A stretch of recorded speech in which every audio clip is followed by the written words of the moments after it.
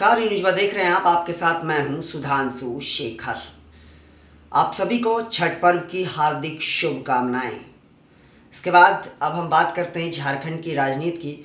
तो आपको बता दें कि झारखंड में 13 नवंबर और 20 नवंबर को वोट डाले जाएंगे, लेकिन उससे पहले सभी राजनीतिक दल लगातार एक दूसरे पर हमलावर हैं, चुनावी रैली करने में जुटे हुए हैं। इस बीच मैं आपको बता दूं कि मुख्यमंत्री हेमंत सोरेन ने बुधवार को सरायकेला में एक सभा को संबोधित किया। इस दौरान उन्होंने भारतीय जनता पार्टी पर जमकर हमला बोला है।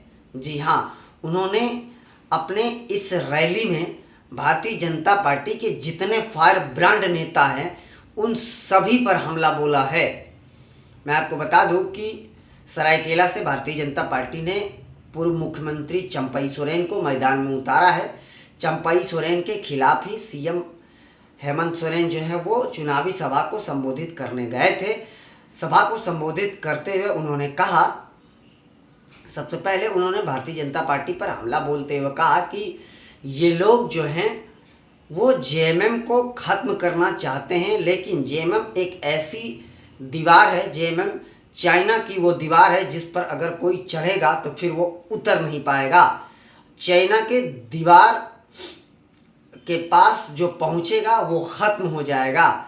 बिना जेएमएम के यहाँ की जो सरकार है झारखंड संभव ही नहीं है, इसलिए यहाँ की सत्ता जेएमएम से होकर ही गुजरती है।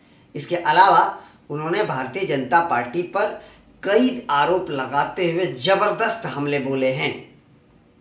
उन्होंने कहा कि इन लोगों ने जानकर हमें जेल में डलवा दिया है, तो आप समझ सकते हैं कि भारतीय जनता पार्टी की क्या स्थिति है। इसके अलावा उन्होंने कहा कि ये लोग झारखंड में जो है वो महिला सुरक्षा की बात करते हैं, ज़मीन की बात करते हैं, आदिवासियों की बात करते हैं, लेकिन ये सब यहाँ आके सिर्फ लूट और खसोट करते हैं। यहाँ अगर आदिवासियों की रक्षा की बात करता है, महिलाओं की सुरक्षा की बात करता है, यहाँ की माटी का बात करता है, तो वो सिर्फ और सिर्फ जेएमएम है। इसके अलावा उन्होंने उत्तर प्रदेश के मुख्यमंत्री योगी आदित्यनाथ पर हमला बोलते हुए कहा कि यहाँ कुछ लोग यूपी से आते हैं और बुलडोजर पर चढ़कर चुनाव प्रचार करते हैं, जबकि अब हम जो है यहाँ पर डोजर पर डोजर से हमला करके वैसे लोगों को खत्म करने का काम करेंगे। इसके अलावा उन्होंने कई आरोप भारतीय जनता पार्टी पर लगाए। इसके अलावा उन्होंने असम के जो मुख्यमंत्री चुनाव प्रभारी हैं भारतीय जनता पार्टी के हेमंत बिस्वा, उन पर भी हमला बोलते हुए कहा कि आज असम में नॉर्थ ईस्ट में एक समुदाय को टारगेट करके वहाँ की सरकार काम करती है, यह तो जो है वो अदालत ने भी मान लिया है, और वो लोग यहाँ आकर घूम रहे हैं, चुनाव प्रचार कर रहे हैं। वो लोग नॉर्थ ईस्ट के लोग यहाँ आकर महिला सुरक्षा की बात करते हैं। तो यह बात किसी से छिपा नहीं है कि महिलाओं की सुरक्षा नॉर्थ ईस्ट में क्या है। इसके अलावा उन्होंने कुछ ऐसी बातें भी बोली जो मैं बता नहीं सकता।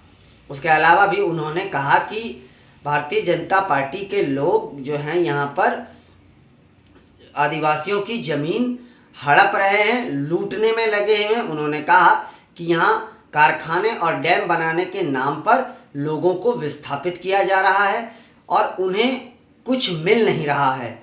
यहाँ के विस्थापितों के बारे में जेएमएम ने जो सोचा है, जेएमएम ने जो करा है वही करा है। उसके अलावा जो भारतीय जनता पार्टी की सरकार रही झारखंड में, उन्होंने सिर्फ राज्य को लूटा है।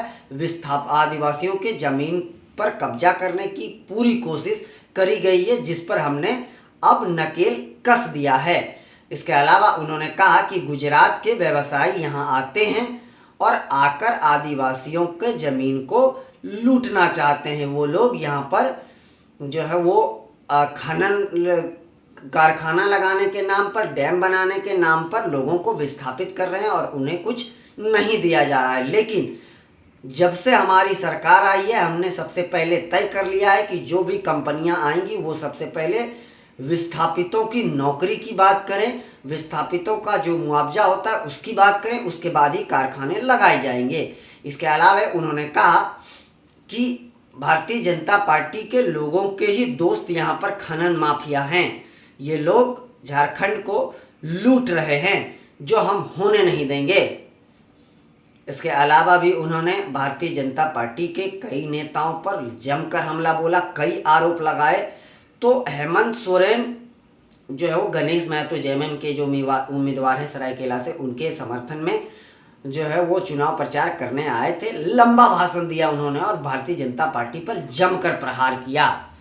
तो आप देख लीजिए, हेमंत सोरेन खुली तौर पर चंपई सोरेन के विरोध में चुनाव प्रचार करने आए थे। उन्होंने सभा को संबोधित करते हुए चंपई सोरेन पर भी हमला बोला है, जबरदस्त हमला बोला है।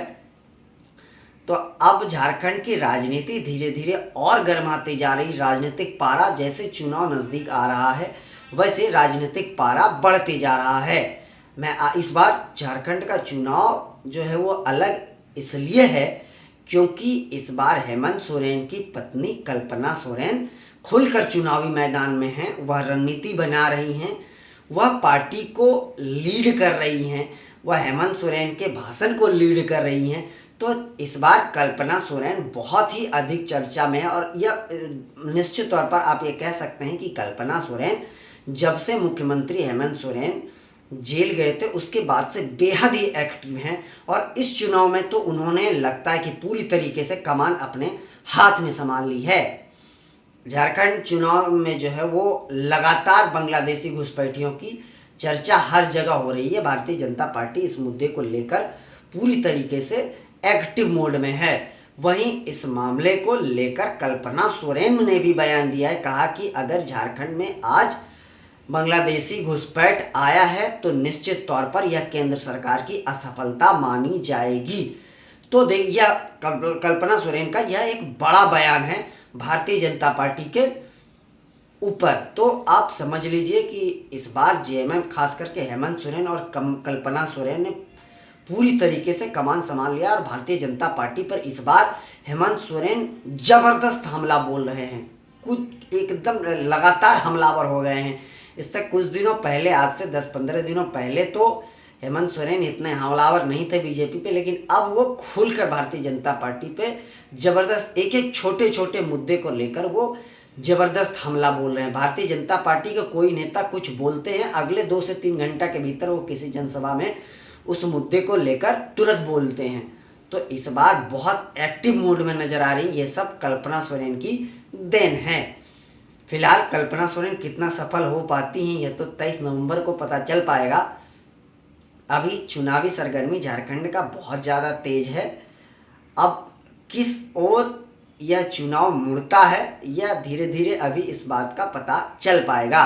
फिलहाल के लिए बस इतना ही, मुझे दीजिए इजाज़त। आप हमारे चैनल को लाइक, शेयर और सब्सक्राइब अवश्य कीजिए और आप अपना बहुत ध्यान दीजिए। छठ पूजा आज पहला अर्घ्य है, आज डूबते हुए सूर्य को अर्घ्य दिया जाएगा। तो आप सभी से नम्र निवेदन है, कृपया शांति व्यवस्था बनाए रखिए और श्रद्धा से अपने पर्व को संपन्न कीजिए, हर्षोल्लास के साथ अवश्य मनाइए। धन्यवाद।